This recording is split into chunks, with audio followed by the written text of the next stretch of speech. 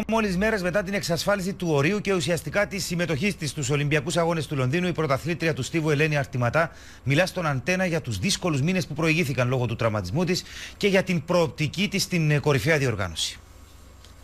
Η πρωταθλήτριά μας πέρασε δύσκολες στιγμές με τον τραυματισμό της, όμως επανήλθε δρυμύτερη, εξασφαλίζοντας νωρίς το όριο για τους Ολυμπιακούς. Το όριο ήρθε νωρίτερα, μπορώ να πω, από ότι το περιμέναμε. Αυτό είναι ένα θετικό και για τη συνέχεια στην προπόνηση και για τον προγραμματισμό μας. Η Ελένη βρίσκεται σε πολύ καλή κατάσταση και έχει τον χρόνο για να πετύχει τον άθλο και να βρεθεί στον τελικό. Δεν μπορώ να πω ότι πάω στην Ολυμπιάδα για τη συμμετοχή απλά.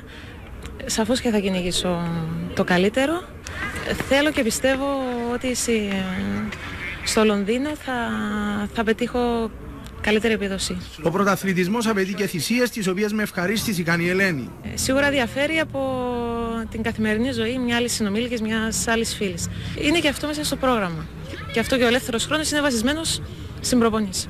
Η Ελένη Αρτηματά, υπό την καθοδήγηση του προπονητή της Αντώνη Γιαννουλάκη, προετοιμάζεται μέσα σε πολύ καλές συνθήκες στο εθνικό στάδιο στίβου, με μοναδικό στόχο και με τις ευχές όλης της Κύπρου να μας ανεβάσει όσο ψηλότερα γίνεται, κυρίως στην Ολυμπιάδα του Λονδίνου.